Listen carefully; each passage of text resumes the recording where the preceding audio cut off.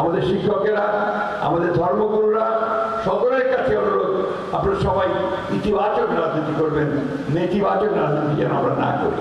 ঠাকুরগাঁ, দিনাজপুর এবং পঞ্চগড়ের রাস্তাঘাটগুলো এবং অন্যান্য কাজগুলো করার জন্য প্রায় ১,৫০০ কোটি টাকার একটা প্রকল্প চলছে। আর একটা নতুন প্রকল্প আসতেছে, যেটা হবে ঠাকুরগাঁও উন্নয়নের জন্য ১,৫০০ কোটি টাকার একটা প্রকল্প গ্রহণ করা হয়েছে। ইনশাআল্লাহ সেটা আমার একটা অনুরোধ আছে আপনাদের কাছে, যে আপনারা আমাকে কাজ করার সুযোগ দেবেন। অযথা ছোটখাটো বিষয় নিয়ে আমাকে আটকে রাখবেন না। আমি এর আগে অনেকবার বলেছি, আমার দেশি কথায় বলি, মুখ কাজ করিবার সুযোগ দেন। বলছি সবাই মিলে ঘেরে রাখেন, মুখে কাম করতে পারেন, ঠিক না? তো আমার অনুরোধ আপনাদের কাছে, আপনার দয়া করে আগায় আসবেন। আমার মা বোনদের আমি দেখতে পাচ্ছি, তাদের জন্য কাজ করা হচ্ছে। তারাও যেন আপনার এখানে কাজ করতে পারে সকলের সঙ্গে কাঁধে কাঁধ মিলিয়ে, এবং হিন্দু, মুসলমান, বৌদ্ধ, খ্রিস্টান সবাই মিলে যেন আমরা এখানে কাজ করতে পারি, সেটা আমাদের করা হবে।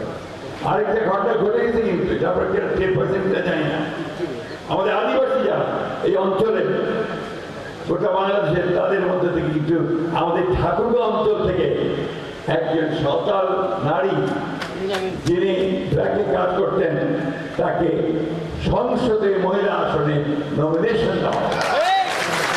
আমাদের আউলিয়াপুরের মেয়ে, তিনি নাম হচ্ছে আয়না কুন। এটা আমাদের জন্য একটা গর্বের কথা যে আমাদের ঠাকুরগাঁয়ের একজন আদিবাসী, তিনি আজকে সংসদে এই আদিবাসীদের তিনি প্রতিনিধিত্ব করবেন, ঠিক না? কে খুশি হননি আপনারা? খুশি হতে হবে, বিরাট কথা। যাই হোক, প্রিয় ভাই বোনেরা, বক্তব্য করবো না। প্রচন্ড রৌদ্র, প্রচন্ড গরম, আর এই বিদ্যুতের একটু সমস্যা এখন হচ্ছে। আপনাদের পানির সমস্যা হচ্ছে, পেতে টিউবওয়েল চালাতে, পানির খেতে পানি দিতে, তাই না? তাহলে তো বৃষ্টি দিতে কিছুটা বোধহয় শুরু হয়েছে। তো সবাই মিলে আমরা চেষ্টা করছি এখন যে আপনারা যে ফসল ফলান, সেই ফসলের যেন ন্যায্য দাম পাওয়া যায় তার ব্যবস্থা করতে। আপনারা যেন কম মূল্যে সার সেচের ব্যবস্থা নিয়ে ভালো করে ফসল ফলাতে পারেন, সেই ব্যবস্থা করবেন। আর আমরা চাচ্ছি যে এখানে কৃষিভিত্তিক শিল্প তৈরি করে আমাদের ছেলেমেয়েরা যারা লেখাপড়া করছে, তাদের জন্য যেন আমরা কর্মসংস্থানের ব্যবস্থা করতে পারি, সেই কাজটা আমার করার চেষ্টা করছি। আমি আমার সনাতন ধর্মের ভাই বোনদেরকে অনুরোধ করবো, আপনারা নির্বিঘ্নে যেমন ভোট দিয়েছেন, নির্বিঘ্নে তেমন এখানকার সকল উন্নয়ন কর্মকাণ্ডে আপনারা অংশগ্রহণ করবেন। আমাদের মাদ্রাসা, আমাদের ভাইয়েরা যারা, ছেলেমেয়েরা যারা আছে পড়াশোনা করে, আমাদের শিক্ষকেরা, আমাদের ধর্মগুরুরা, সকলের কাছে অনুরোধ, আপনারা সবাই ইতিবাচক রাজনীতি করবেন, নেতিবাচক রাজনীতি যেন আমরা না করি। আমরা ধর্মে যেন বড় বিভেদ সৃষ্টি না করি, আমরা মানুষের কল্যাণের জন্য সবাই যেন একসাথে কাজ করি।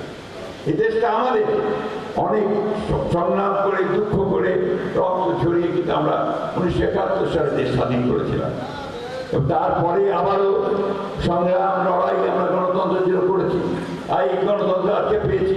আমাদের দেশের নেত্রী বেগম খালেদা জিয়া আমাদের মাঝ থেকে চলে গেছেন, কিন্তু আমাদের সামনে তিনি রেখে গেছেন যে কীভাবে সংগ্রাম করতে হয়, কীভাবে মানুষের পাশে দাঁড়াতে হয়, কীভাবে গণতন্ত্রের জন্য লড়াই করতে হয়, ঠিক না?